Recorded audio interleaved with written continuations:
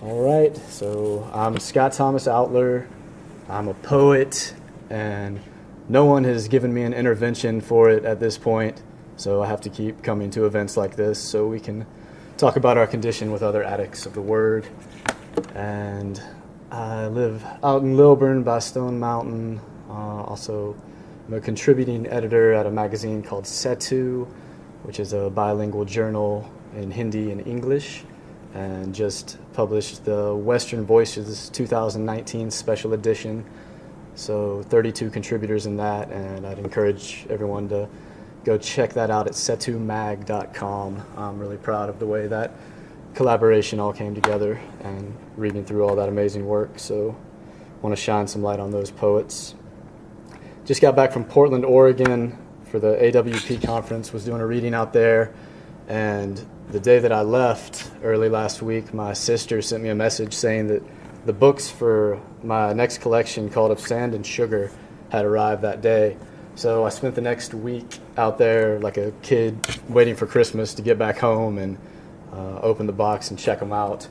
And so I thought I would read a few poems from this today. It's the first time I've had one in my hands at a reading. So thanks to everyone who's here, and looking forward to hearing y'all read later as well. And to the people that hosted this here at Alpharetta Library.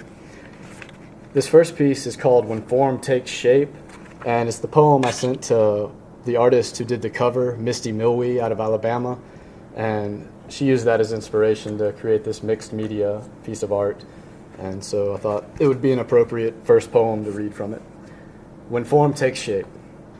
There are beams in your eyes. There are pyramids in your head built by hands you can't see. There is an ego slain and buried in the desert. There is a point of no return along the same path forgiveness treads. There is an owl in your eyes. There are jewels in your heart hidden deep for safekeeping. There is a flame rising from a cup that can't be filled. There is a moment of revelation where old skin sheds to breathe anew. There is music in your eyes. So when form takes shape. And this next piece was originally published at a social justice newsletter called Dissident Voice, operated by Angie Tibbs up out of Canada.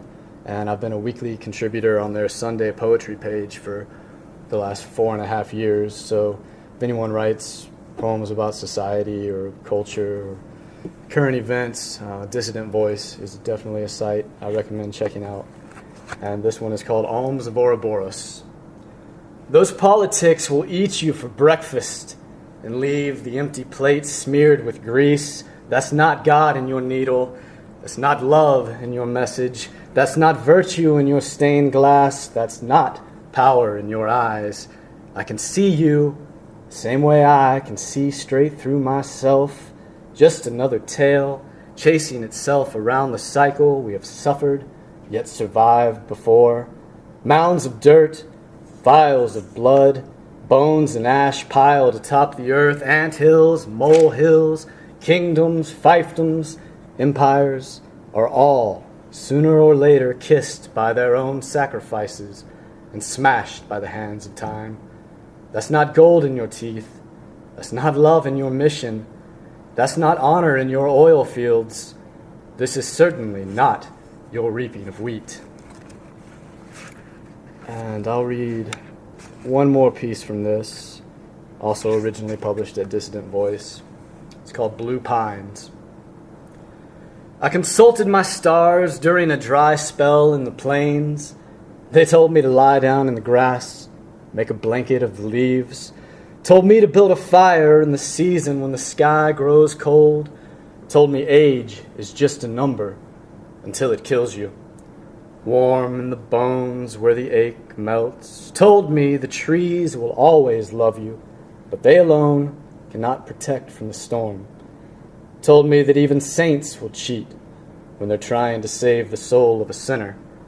Told me clocks of time are just illusions, so add another hour when you're feeling slow. I spoke to my ghost in the night when the moon hung low. They told me every choice leads to another, but don't forget to breathe. I'll be doing a launch for this book on the 20th this month to celebrate National Poetry Month at the Auburn, Georgia Public Library. So everyone's invited to that, and I did bring a couple of copies if anyone's interested in it. I'm going home right now to host a podcast that I've been doing called Songs of Salah, where I interview different writers and artists and musicians each week. And James Diaz, the editor-in-chief at Anti-Heroin Chic out of New York, is going to be on tonight at 10. Second hour is open phone lines for an open mic segment. So if anyone feels like reading more poems later tonight, please check that out at 17 Numa Radio, and you're welcome to join the program or be a future guest in a later episode if you want to talk about any of your projects or read more poems. So thanks, everyone.